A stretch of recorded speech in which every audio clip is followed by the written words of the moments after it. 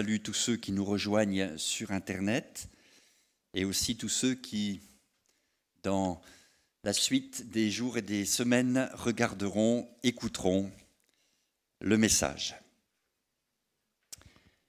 Ce sujet me tient à cœur particulièrement.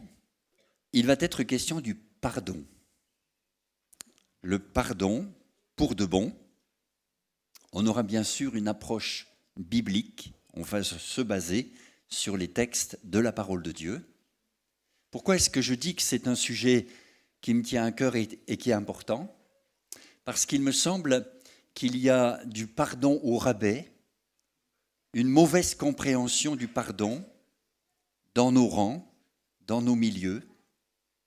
Et je crois qu'il est bon qu'on ait un temps d'étude de la parole, du rappel des textes, et puis bien sûr qu'on puisse sonder nos cœurs, laisser l'Esprit de Dieu convaincre nos cœurs de la vérité de cette parole. Est-ce que vous lisez votre Bible ? Oui ? Est-ce que vous lisez Astérix et Obélix ? Voilà, alors on les aime quand ils sont comme ça, les deux là.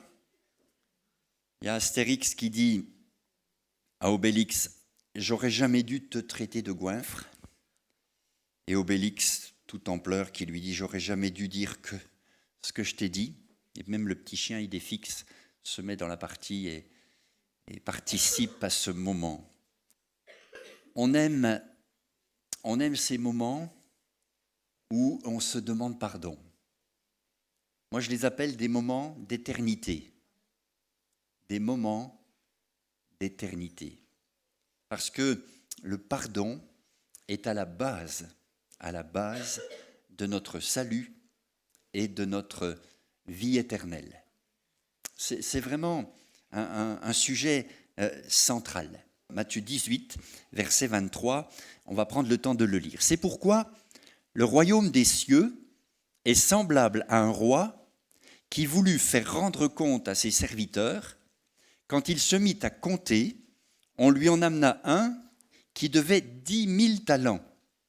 Comme il n'avait pas de quoi payer, son maître ordonna qu'il fût vendu, lui, sa femme et ses enfants, et tout ce qu'il avait, et que la dette fût acquittée.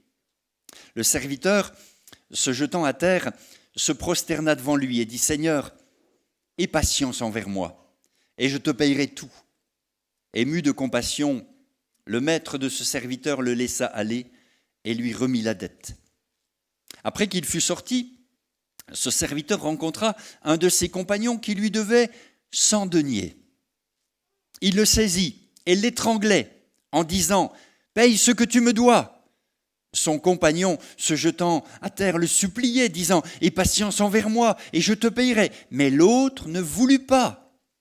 Et il alla le jeter en prison jusqu'à ce qu'il eût payé ce qu'il devait. Ses compagnons, ayant vu ce qui était arrivé, furent profondément attristés. Et ils allèrent raconter à leur maître tout ce qui s'était passé. Alors le maître fit appeler ce serviteur et lui dit « Méchant serviteur, je t'avais remis en entier ta dette parce que tu m'en avais supplié. Ne devais-tu pas aussi avoir pitié de ton compagnon, comme j'ai eu pitié de toi ?» Et son maître, irrité, le livra au bourreau jusqu'à ce qu'il eût payé tout ce qu'il devait.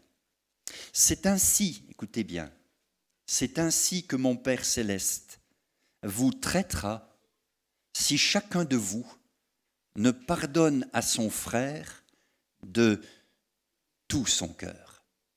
De tout son cœur. C'est tellement important, le sujet du pardon. C'est un sujet sérieux.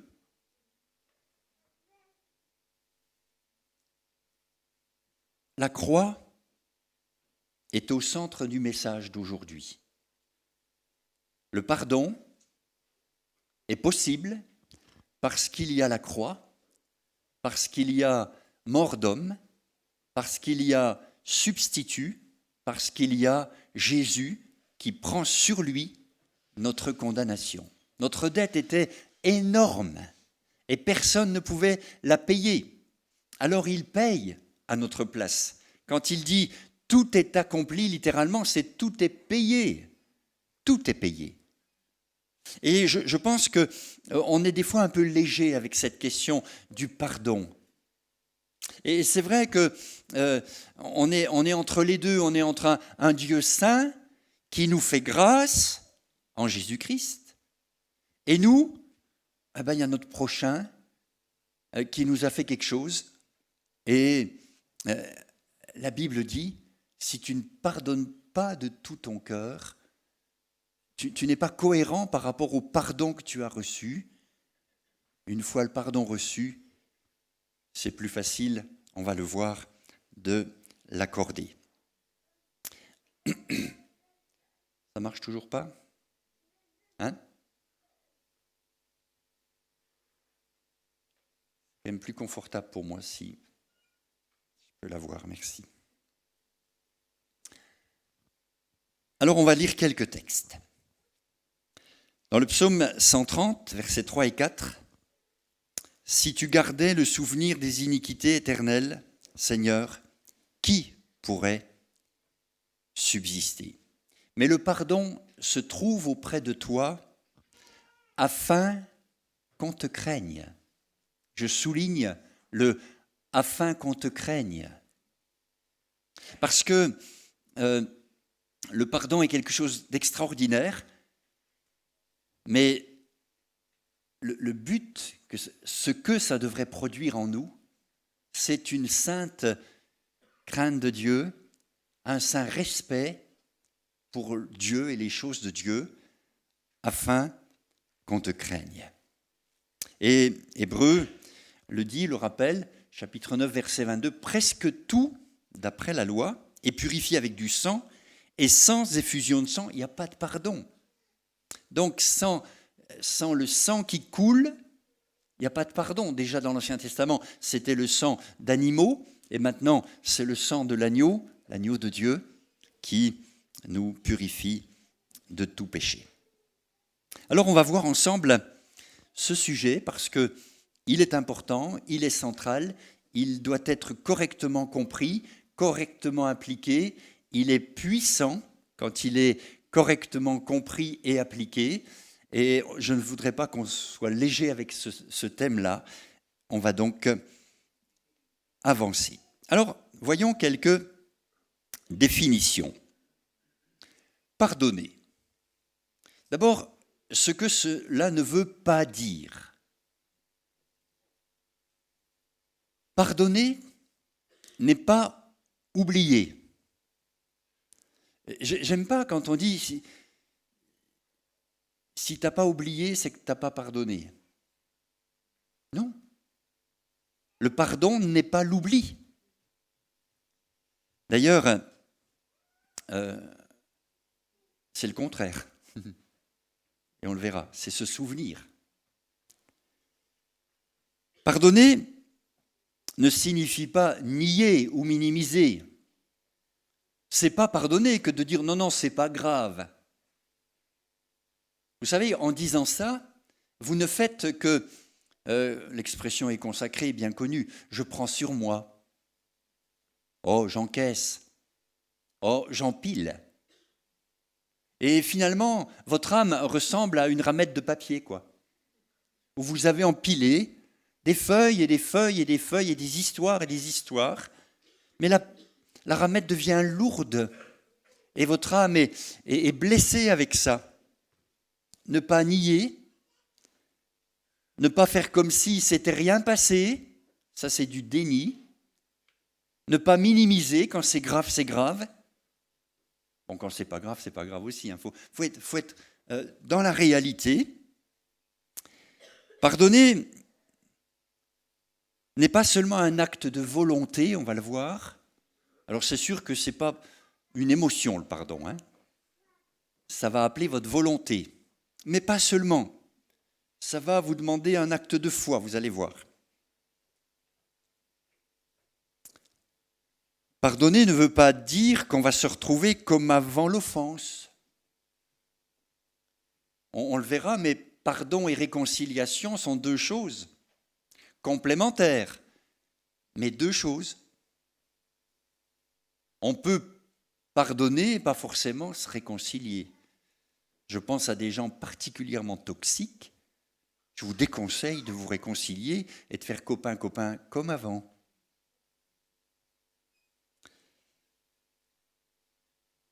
Pardonner n'exige pas qu'on renonce à ses droits.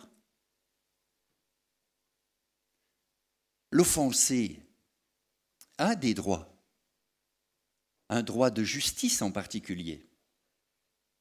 Et dire qu'on pardonne et qu'on renonce à ses droits, je ne suis pas sûr que ce soit une bonne compréhension du pardon. Pardonner ne veut pas dire excuser l'autre. On va voir tout ça en détail parce que ça me semble important qu'on comprenne bien ce que la parole de Dieu dit dans ce domaine-là. Pardonner n'a pas pour but premier de nous délivrer, guérir de la haine, de l'amertume, du ressentiment. Ça va avoir cet effet, effectivement, mais ce n'est pas le but premier. Et puis pardonner, ce n'est pas quelque chose que l'on se fait uniquement à soi-même. Il n'y a pas que vous qui êtes concerné par le pardon, il y a quelqu'un d'autre. On est deux. Alors le pardon n'est pas l'oubli. Regardez ce que disent les textes. C'est vrai que Dieu a la capacité de pardonner, d'oublier, mais plutôt, et je préfère relire les textes comme ils sont écrits, vous dire ce que dit Hébreux 8, Ésaïe 43, Hébreux 10. Hébreux 8, 12 dit « Je pardonnerai leurs iniquités, je ne me souviendrai plus de leurs péchés. » Je ne me souviendrai plus. Hébreux 10, 17 dit « Je ne me souviendrai plus de leurs péchés et de leurs iniquités. » Et Ésaïe 43, 25 dit « C'est moi qui efface tes transgressions pour l'amour de moi, et je ne me souviendrai plus de tes péchés. » Ne plus se souvenir.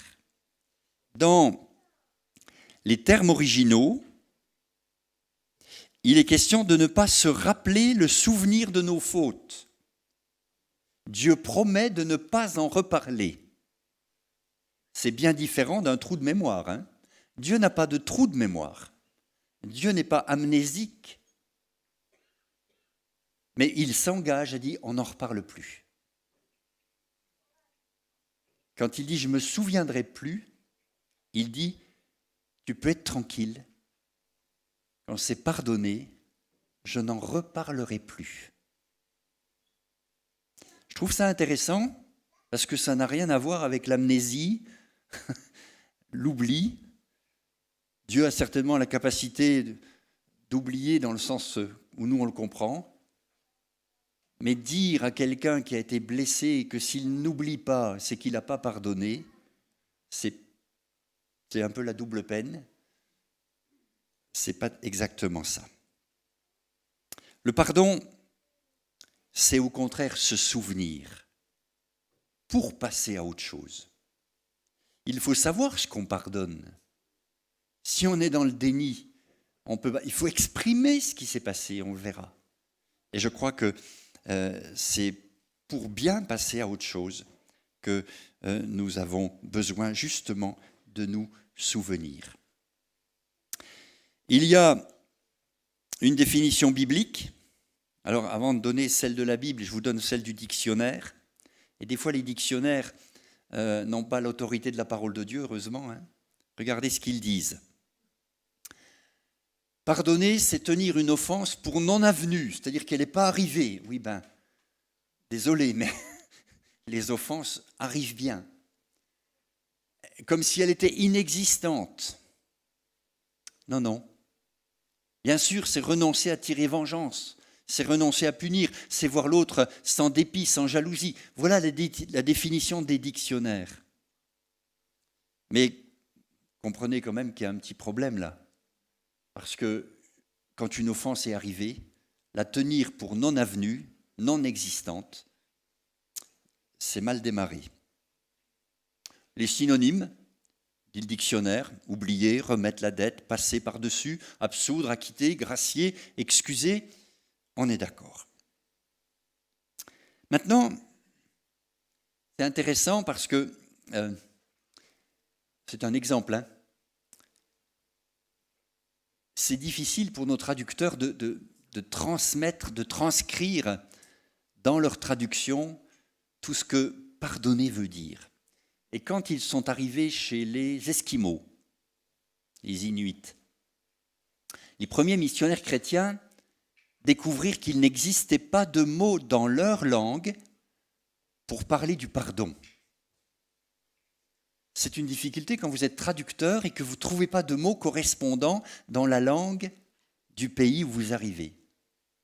Alors, quand ils ont commencé à traduire la Bible dans leur propre langue, ils ont pris plusieurs mots, et on va essayer de le prononcer. Ils les ont reliés entre eux pour créer un nom nouveau signifiant pardon, Isumajijunenermik. Ça va ? Ce qui est intéressant, c'est ce que ça signifie. Ça signifie littéralement choisir, de ne plus y penser dorénavant. Les traducteurs nous donnent un bel exemple de ce qu'est le pardon. Alors, on va un peu comparer pardon humain et pardon divin. Il y a des similitudes entre le pardon humain et le pardon divin. Le pardon humain est une grâce, tout comme le pardon divin. C'est une grâce. Dieu nous fait grâce et nous faisons grâce. Humain et divin, divin et humain sont semblables. Le pardon humain, comme le pardon divin d'ailleurs, est un pardon offert à l'offenseur. C'est un cadeau qu'on fait. Et le pardon accordé et reçu rétablit la relation. Voilà encore une similitude entre le pardon divin qui rétablit la relation entre Dieu et nous, et puis le pardon humain qui rétablit la relation, qui est une étape pour rétablir la relation entre deux personnes.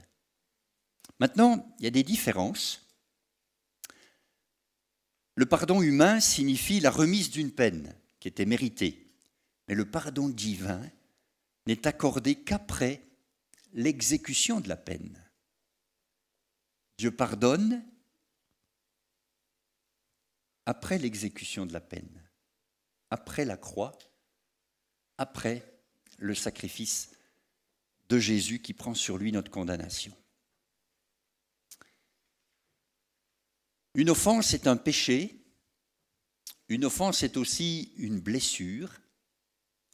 Et pourquoi je fais la différence ? Parce que l'offense, c'est d'abord un péché d'autrui, qu'autrui commet à mon égard. Je n'ai pas à le justifier à bon compte, à la banaliser, à l'accepter, à la pardonner sans condition, notamment de repentance. Mais l'offense blessure, la blessure qui m'a été faite, ça me concerne moi dans ma responsabilité de décider de ce que je fais avec cette blessure. Faites la différence entre une offense et une blessure. La blessure, qu'est-ce que j'en fais maintenant ? Vous avez, et je ne dis pas ça en les jugeant, les condamnant, vous avez des gens qui existent dans leurs blessures. Quand ils parlent, ils racontent les blessures. C'est devenu leur identité.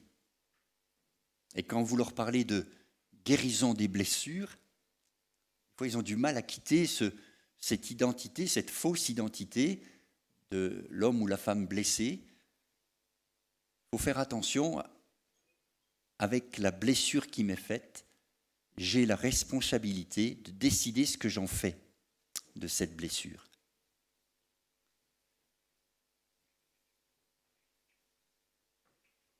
Quand est-ce que Dieu nous pardonne ?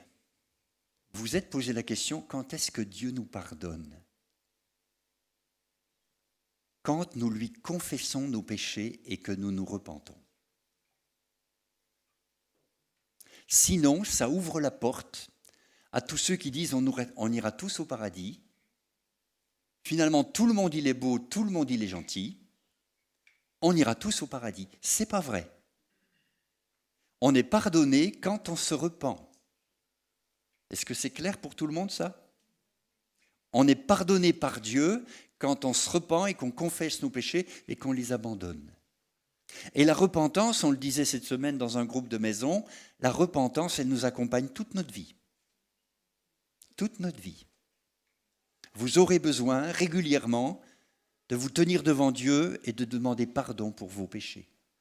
Même en étant chrétien. Et la Sainte Seine qu'on a pris nous invite, les textes nous invitent à nous examiner nous-mêmes et à faire un point d'étape. Un point d'étape, on est en chemin, on fait un point d'étape. Seigneur, je te demande pardon pour mes péchés. Quand vous vous approchez de Dieu, approchez-vous dans cet état d'esprit, demandant pardon. Parce que le pardon divin n'est accordé qu'à ceux qui se repentent. Sinon, qu'est-ce qui se passe? On reste dans nos péchés et la colère de Dieu contre le péché demeure sur nous. On n'est pas réconcilié avec Dieu. Nous sommes privés d'une relation nouvelle et vivante avec lui. Ça, c'est clair. On est pardonné quand on se repent. Alors, je le dis déjà un peu ici, il y a des fois des pardons entre personnes. L'offenseur ne se repent pas et on dit à l'offensé « mais pardonne !» Et on lui met la charge sur ses épaules en disant que s'il ne pardonne pas, ce n'est pas un bon chrétien. Alors que l'offenseur, lui, on lui dit rien. L'offenseur, il a besoin de se repentir. Et quand l'offenseur se repent, l'offensé, c'est quand même plus facile pour lui de pardonner, non? Et on verra la différence quand l'offenseur, justement, ne demande pas pardon. Je crois que pour avoir une bonne définition biblique de la chose et du mot, il faut faire un peu d'hébreu, un peu de grec. Vous allez voir, c'est indolore, on fait ça sans souffrir. Vous allez voir, c'est intéressant. Nasa. Nasa, c'est un terme qu'on trouve dans Lévitique 16. C'est intéressant, je lis ceci au verset 21. Aaron posera ses 2 mains sur la tête du bouc vivant, il confessera sur lui toutes les iniquités des enfants d'Israël et toutes les transgressions par lesquelles ils ont péché. Il les mettra sur la tête du bouc, puis il le chassera dans le désert, à l'aide d'un homme qui aura cette charge. Le bouc emportera sur lui toutes leurs iniquités dans une terre désolée. Il sera chassé dans le désert. Nasa, c'était un terme pour dire on enlève l'offense, on ôte l'offense et on la met sur le bouc émissaire. C'est de là que vient l'expression bouc émissaire. Et on chassait le bouc dans le désert et symboliquement tous les péchés partaient avec le bouc dans le désert. Bien, on est dans l'Ancien Testament. Aujourd'hui, on n'a plus d'animal à charger comme ça et ce serait compliqué. Mais on voit bien qu'il y a quelque chose qui est transféré. C'est exactement ce qui s'est passé à la croix. Et si tu veux bien le comprendre, dans ton acte de repentance, de contrition, de confession de tes péchés, tu déposes sur Jésus tous tes péchés et lui meurt à ta place. Nasa. Et un autre terme, avar, qui signifie passer sur la faute. Cette faute n'intervient plus dans la façon de voir l'offenseur après sa repentance. Par exemple, Proverbe 19, verset 11, « L'homme qui a de la sagesse est lent à la colère, il met sa gloire à oublier les offenses. » Alors, c'est avar, c'est pas oublier, c'est à passer sur. Passer sur. On disait dimanche dernier que Pâques, c'est passer sur, passer par-dessus. Bien. Encore un troisième terme, casa, couvrir la faute. L'offensé n'en tient plus compte, ce qu'il démontre en refusant de la rappeler. Proverbe 17, 9. Celui qui couvre une faute cherche l'amour. Celui qui la rappelle dans ses discours divise les amis. Un peu de grec maintenant, ça va? Aphiémie. Renvoyer, laisser, remettre la dette ou la faute de l'offenseur. Luc 6, 37. Ne jugez point, vous ne serez point jugés. Ne condamnez point, vous ne serez point condamnés. Absolvez et vous serez absous. C'est aphiémie. Remettre la dette. Dans le texte qu'on a lu tout à l'heure, c'était bien remettre une dette. Charizomai, faire grâce. C'est un acte de pure grâce, d'amour immérité. 2 Corinthiens 7, versets 6 à 11, je lis, « Il suffit pour cet homme du châtiment qui lui a été infligé par le plus grand nombre, en sorte que vous devez bien plutôt lui pardonner et le consoler, de peur qu'il ne soit accablé par une tristesse excessive. Je vous exhorte donc à faire acte de charité envers lui, car je vous ai écrit aussi dans le but de connaître, en vous mettant à l'épreuve, si vous êtes obéissant en toutes choses. Or, à qui vous pardonnez, je pardonne aussi, charizomai. Et ce que j'ai pardonné, si j'ai pardonné quelque chose, c'est à cause de vous en présence de Christ, afin de ne pas laisser à Satan l'avantage sur nous, car nous n'ignorons pas ses desseins. » On voit bien que Paul enseignait justement que le non-pardon ouvre la porte à Satan et qu'il ne faut pas laisser du non-pardon dans nos rangs. Qu'est-ce qui s'était passé à Corinthe? Il y avait eu un acte répréhensible, l'offenseur avait été discipliné, mais la discipline n'est pas de la condamnation, la discipline c'est pour amener l'offenseur à la repentance, et quand il se repent, eh bien l'Assemblée va réintégrer ce frère repentant, et on voit bien qu'il y a quelque chose qui prend du temps, et qui va permettre à tous les Corinthiens, de comprendre ce qu'est le pardon. Mais on ne veut pas laisser à Satan l'avantage sur nous. Alors pourquoi la Bible nous dit, et pourquoi je vous tiens avec ça ce matin, pourquoi pardonner? Pourquoi pardonner? Vous savez, la première chose qu'on pourrait dire, c'est que pardonner est un acte de soumission au Seigneur. Supportez-vous les uns les autres, Colossiens 3,13. Si l'un a sujet de se plaindre de l'autre, pardonnez-vous réciproquement, de même que Christ vous a pardonné, pardonnez-vous aussi. C'est un acte d'obéissance au Seigneur. Matthieu 6, 14 et 15 dit ceci, « Si vous pardonnez aux hommes leurs offenses, votre Père céleste vous pardonnera aussi. Mais si vous ne pardonnez pas aux hommes, votre Père ne vous pardonnera pas non plus vos offenses. » Pourquoi pardonner? Parce que Dieu nous a pardonné. Quand j'ai été pardonné, je peux, à mon tour, pardonner. Et je crois que c'est important de le rappeler. Comment dire? Quelqu'un qui ne pardonne pas, je vais même jusqu'à douter de son pardon vertical entre Dieu et lui. Est-ce que Dieu t'a bien pardonné? Si Dieu t'a pardonné ton énorme dette, est-ce que tu ne pourrais pas commencer à emprunter le chemin, parce que c'est un chemin, mais emprunter le chemin du pardon à ton frère, à ta sœur qui t'a blessé? Pardonner, c'est imiter Dieu, vous pardonnant réciproquement comme Dieu vous a pardonné. Devenez donc les imitateurs de Dieu. Le refus de pardonner va faire des dégâts.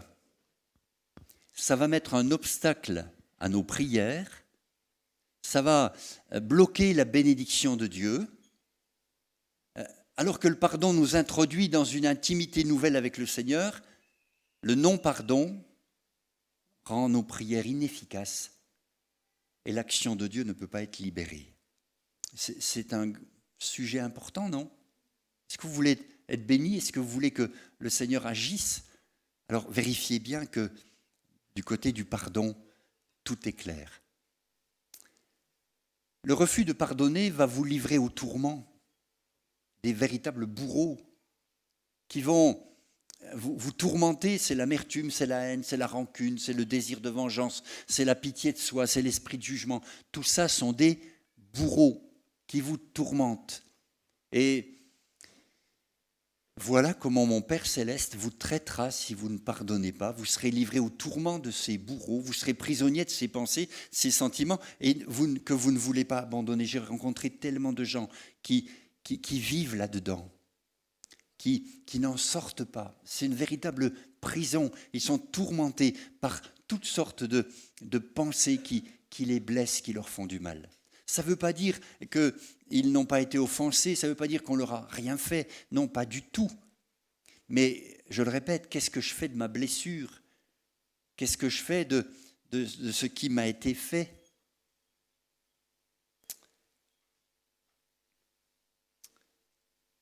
Vous savez, le refus de pardonner, quelqu'un qui ne pardonne pas, ça va infester tout son entourage.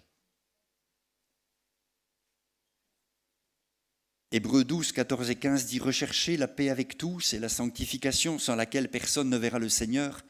Veillez à ce que nul ne se prive de la grâce de Dieu, à ce qu'aucune racine d'amertume poussant des rejetons ne produise du trouble et que plusieurs n'en soient infectés. » Ça va développer, si vous ne pardonnez pas, un style de vie, un style de relation qui seront contrôlés par de la colère. Et de cette façon, souvent inconsciente, la personne qui n'est pas apaisée face à son passé reproduit dans son couple, avec ses enfants, avec sa famille, avec ses collègues, avec ses voisins, quelque chose qui n'est pas bon. Et c'est vrai que ça gangrène, ça infeste tout l'entourage. C'est souvent ce constat, qui est souvent trop tardif d'ailleurs, qui amène les personnes à chercher de l'aide. Parce que ça leur pourrit la vie. Elles ne vont pas bien et elles ont envie de s'en sortir. C'est des fois un peu tardif, mais enfin, des fois, mieux vaut tard que jamais.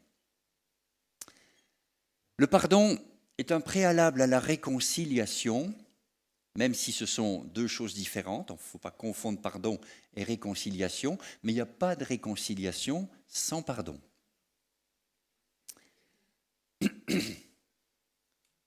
C'est important de dissocier les deux choses, parce que une démarche de pardon, effectivement, peut amener demain une belle réconciliation, mais je le répète, je l'ai dit tout à l'heure, vous pouvez avoir pardonné et ne pas quand même redevenir ami avec l'offenseur, surtout si la personne est particulièrement toxique. Il faut si on parle du pardon, qu'on annonce d'abord une mauvaise nouvelle. La mauvaise nouvelle qui dit que tous sont péchés et sont privés de la gloire de Dieu. La mauvaise nouvelle qui dit que Dieu est offensé. Le fils prodigue dit « J'ai péché contre le ciel et contre toi, contre son Père ». La Bible dit « Sans effusion de sang, il n'y a pas de pardon ». On voit bien que c'est la mauvaise nouvelle de notre état de pécheur. Et la colère de Dieu est apaisée par le châtiment tombé sur Jésus. Dieu va maintenant pouvoir accorder son pardon à tous ceux qui mettent leur confiance en Jésus. Alors, nécessaire conviction de péché, de repentance et de confession. Luc 17 dit « Si ton frère a péché, reprends-le. S'il se repent, pardonne-lui. S'il a péché contre toi 7 fois dans un jour et que 7 fois il revienne à toi disant « Je me repens », tu lui pardonneras. Vous voyez, repentance et pardon sont bien liés ensemble dans les textes. Notre repentance est nécessaire. Si l'on veut obtenir le pardon de Dieu, alors la repentance de l'offenseur ne l'est pas moins pour qu'on puisse accorder le pardon. Je donne quelques exemples. J'ai connu dans une assemblée une personne qui avait été abusée par son propre père. Et j'ai entendu le pasteur dire à la victime, « Pardonne et tais-toi ». Le père était dans l'église. Hein. Il était chrétien, je dis entre guillemets aussi. Je pense qu'il faut qu'on prenne notre courage à deux mains puis qu'on aille voir l'offenseur en disant, « Dites voir, il y a un problème, non ? Certes, Dieu veut vous pardonner, mais avez-vous demandé pardon à Dieu pour ce que vous avez fait ? Et si vous avez demandé pardon à Dieu, pourquoi vous ne demanderiez pas pardon à votre fille ?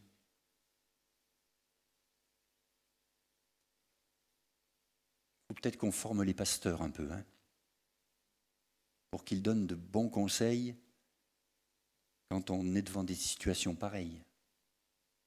Pardonne et tais-toi. C'est la double peine, quoi. Tu as été violé, et maintenant, si tu ne pardonnes pas, et surtout si tu ne te tais pas, tu n'es pas un bon chrétien. Vous savez, à mettre les choses sous le tapis, on ne règle rien du tout. Et parce que certaines églises officielles l'ont fait, aujourd'hui, les dossiers sortent, et ça fait scandale. Ce qui fait scandale, c'est pas seulement les actes qui ont été commis, c'est le silence qu'on a mis dessus. C'est encore pire, je trouve. Alors, je sais que tout le monde n'est pas d'accord avec cette ligne que l'offenseur doit demander pardon. Mais toutes les victimes diront dans leur cœur, moi je suis d'accord avec toi, pasteur. Parce que c'est pas rendre service à l'offenseur que de lui pardonner sans qu'il ait sa part à faire. C'est important qu'on le dise, qu'on le redise. Il n'est pas biblique d'affirmer que pardonner comme Jésus, c'est accorder votre pardon avant que votre offenseur vous demande pardon, ou réalise même le besoin d'être pardonné. Moi, je crois que c'est important de confronter l'offenseur à son péché, c'est lui rendre service, on va le voir. L'Écriture exige la repentance pour le bien de l'offensé, parce que pardonner sans exiger la repentance, c'est donner raison à l'offenseur et tort à l'offensé. Donc l'offensé, il a un besoin de justice. C'est normal. Il a été offensé. Il faut que justice lui soit rendue. Et pour que justice lui soit rendue, il va falloir que l'offenseur passe par un certain chemin de confrontation, de regret, de repentance, et puisse lui aussi bouger. Mais ça fait du bien à l'offensé. À cause de l'offense, pardonner sans exiger la repentance, c'est presque cautionner le mal et glisser vers la dangereuse illusion que Dieu pardonnera pour finir à tous, mais même aux impénitents endurcis, c'est ce que je disais tout à l'heure. Non, l'offense, c'est quelque chose de grave, et on ne la traite pas légèrement, avec légèreté. Hein. Et puis par amour pour l'offenseur, oui, je dis bien par amour pour l'offenseur. Pardonner sans exiger de repentance peut donner l'apparence de la grâce, mais en réalité, c'est manquer de compassion, parce que la repentance de l'offenseur serait sa délivrance, car son péché lui fait d'abord du mal à lui-même. L'amour le plus profond cherche avant tout ce bien de l'autre, et c'est parce que j'aime l'offenseur que je lui demande de se repentir.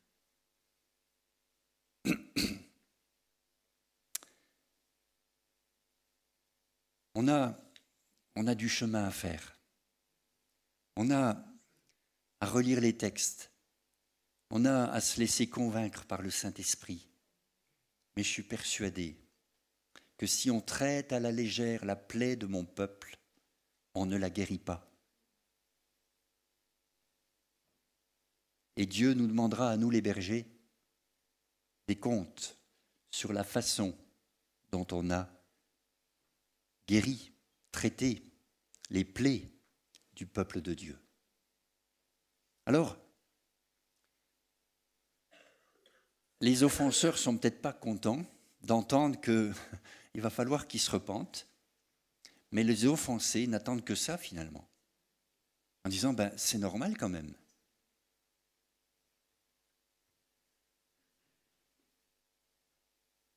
Vous savez, on ne peut pas parler du pardon et je ne pourrai pas aller au bout ce matin. Vous avez compris qu'il y aura une suite. Je vous invite à revenir dimanche prochain.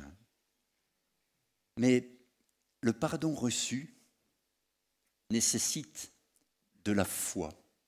Acte 10, 43, tous les prophètes rendent de lui le témoignage que quiconque croit en lui reçoit par son nom le pardon des péchés. Il y a une dimension de foi. Je me repens et je crois. Je me repens, je confesse mes péchés et je crois que Dieu me pardonne en Jésus-Christ. Et cette dimension de foi, elle est absente dans les milieux du monde, mais elle est présente, elle est essentielle dans nos milieux chrétiens. Parce que il va falloir saisir par la foi le pardon. Et vous avez des gens qui restent bloqués là, parce qu'il leur manque cet acte de foi pour dire « Seigneur, je crois que je suis pardonné ». En fait, ils sont plus durs que Dieu, ils s'en veulent à eux-mêmes, ils ne se pardonnent pas à eux-mêmes et sont bloqués là. Il va falloir cet acte de foi pour dire « Seigneur, je crois que Jésus a pris le poids de mon péché. Je crois en Jésus. » Le pardon est offert à ceux qui ont reçu par la foi, ont cru en lui et ont reçu par son nom le pardon de leurs péchés. Alors après la mauvaise nouvelle, voici la bonne, c'est que Dieu a souligné depuis longtemps son désir de pardonner. Regardez dans Exode 34, 6 et 7. L'Éternel passa devant lui et s'écria « L'Éternel, l'Éternel, Dieu miséricordieux et compatissant, lent à la colère, riche en bonté et en fidélité, qui conserve son amour jusqu'à 1000 générations, qui pardonne l'iniquité, la rébellion et le péché, mais qui ne tient pas le coupable pour innocent. » On voit bien que Dieu a souligné sa volonté de pardonner et en même temps, il attend simplement que le coupable confesse son péché. On est gratuitement justifié par sa grâce, par le moyen de la rédemption qui est en Jésus-Christ. C'est le sang de Jésus qui nous purifie de tout péché. Ça, c'est des bonnes nouvelles. Le Christ devait souffrir, il ressusciterait des morts le 3e jour. La repentance et le pardon des péchés seraient prêchés en son nom. La repentance et le pardon seraient prêchés. On prêche le pardon, il faut aussi prêcher la repentance. On ne peut pas prêcher l'un sans l'autre à toutes les nations, à commencer par Jérusalem. Alors quand le pardon est accordé et que on fait cet acte de foi de dire je pardonne, il y a comme un deuil à vivre. On peut même être dans la crainte, dans l'insécurité, parce qu'il y a quelque chose qui... C'est un chemin nouveau qui est emprunté, mais c'est le chemin vers la sortie. C'est important de travailler sur l'espérance que non seulement Dieu veut guérir et restaurer, mais aussi qu'il veut bénir même l'offenseur. Et puis je terminerai par vous faire remarquer que souvent les gens sont là, dans leurs blessures et leur colère. Ils veulent aller là, vers la paix, la joie, les relations. Ils oublient qu'il faut passer par là avec vérité, responsabilité, repentance et alors pardon. Il n'y a pas d'autre chemin. Et parce que je m'adresse à la fois à des offenseurs et à des offensés, je le sais. Mais je pense que tous on a été offenseurs. Et tous on a besoin de passer par la croix. Et en tant qu'offensé, je ne peux pas être plus dur que Dieu.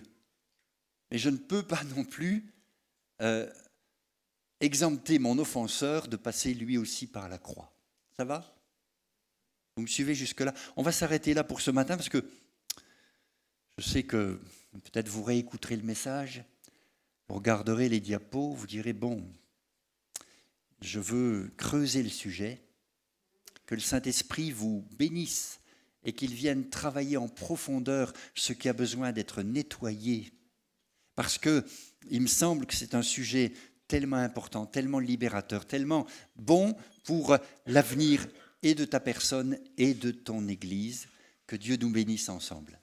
Amen. Je vous donne rendez-vous dimanche prochain pour la suite, mais merci de m'avoir écouté. Que Dieu bénisse. On va prier ensemble maintenant. Seigneur, merci parce que dans ton amour, dans ta grâce, tu as pourvu à notre salut en donnant ton Fils sur la croix. Tu t'es donné, Jésus, tu t'es livré pour que la condamnation qui pesait sur nous soit ôtée. Seigneur, merci de nous avoir fait la grâce de la repentance. Seigneur, je l'ai annoncé ce matin, il faut la repentance. Je prie que tous les offenseurs se repentent. Je prie que, Seigneur, cette justice soit établie. Je prie que tous les offensés soient apaisés, guéris. Je te remercie, Seigneur, parce que, au-delà des mots, c'est ta parole, c'est ton esprit qui prend le relais. Bénis chacun, chacune, là où il en est, dans le nom de Jésus. Amen. Amen. Dieu vous bénisse et bénisse sa parole.